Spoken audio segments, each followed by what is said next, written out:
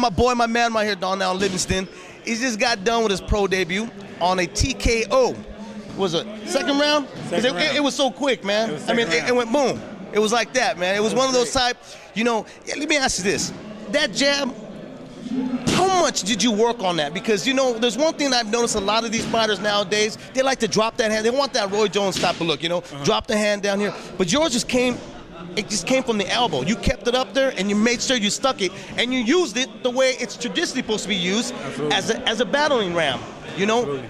What was the preparations of making sure you had that?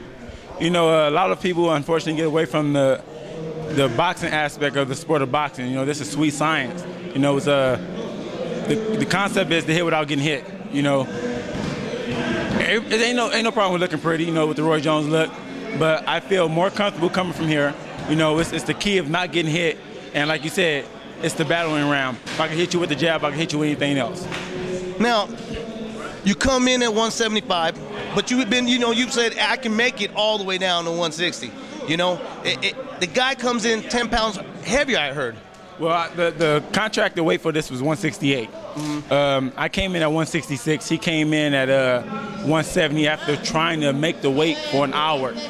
So I'm assuming he came in about 175 or something like that before trying to make the weight. That also was another strategy at us going in the way we went in. Because regardless of being amateur or pro, that takes a lot on your body, and you can't just recover in 24 hours. So that's why we attacked him so hard, because we knew he was gonna gas out. Now, you get a southpaw, man. It's your debut. Whose idea was that? Because that's like a rule book. You don't get that in the beginning. That's something you actually look for maybe 6-8 fights into the game. But you got the hard work and made it look easy. Well, I'm 25 years young. I've been in the game for 16 years. We can't afford, to try to dodge anybody. This is boxing. It's good to fight for a paycheck, but like I said, at the end of the day, this is the sport of boxing. You either love it or you don't love it. So whoever they put in front of us, whether it be southpaw, orthodox, crazy style, we got to be prepared to fight the best, and that's what we did going into this fight. When you came out, it looked like you were a little jittery. It didn't look like it looked like you were excited, because right there, the bell rang. It's like, okay, man, I'm here. I got my fans here. I got supporters. I got my friends. I got my homeboys out there cheering me on. Boom, you went at them. Then I seen when you rushed them, I seen it in your eyes right there. You're like, whoa, wait a minute. Right. This is not what I came for. This is not what I trained for. This is not exactly what I was supposed to do. When did you finally realize after, within that first few seconds in that round, when did you say, I got to settle back? Well, like I said, I've been doing this for 16 years, and I'm a student of the game still. There's a lot more that I have to learn. There's a lot that I have learned, and there's a lot more that I'm looking forward to learning.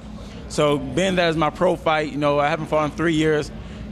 Coming out the gate, I was overwhelmed with excitement. But with my experience, with my great corner, I had the opportunity and had the knowledge to, okay, take a step back, take a deep breath, calm down, reanalyze the situation, and do what we've been training to do, and that's what we did. That jab was the key. You were not only using it as to create openings, but you're using it as a countering shot, okay? Mm-hmm. When we've spoken before, you said, you're like, D, look, I can counter, I can box, I can bang, I can adjust, Absolutely. You said to me, I'm one of the few fighters in this game, and nobody's seen me yet, but they're going to start to see you now, that can adjust, and I saw that today. I saw you able to adjust. You got hit, and then you wouldn't get hit for a few more, shots being thrown at you. You made sure you were stepping outside of his leg, and then you used the jab. Did you know, man, that was going to be the key right there? My jab's the key, because a lot of times that's not a successful weapon against a southpaw. Well, a lot of people, I switch. I can fight both ways, as I told you before. My jab is my bread and butter. Like I said, if I can hit you with the jab, and me and my trainer in my corner, we went over with it. If I can hit you with the jab, I can hit you with any other punch there is. The jab is basically my knocking on the door. So once I hit you with the jab and knock on the door, I'm coming in, and that's exactly what I did tonight. Man, I don't know if it was knocking on the door. It was more like an ATF at the door, brother.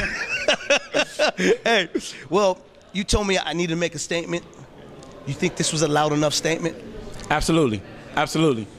And it was a great debut. We feel good, you know, and we are looking forward to bigger and great things in the near future. All right, brother. I can't wait for the next one. Thanks, D. Appreciate it.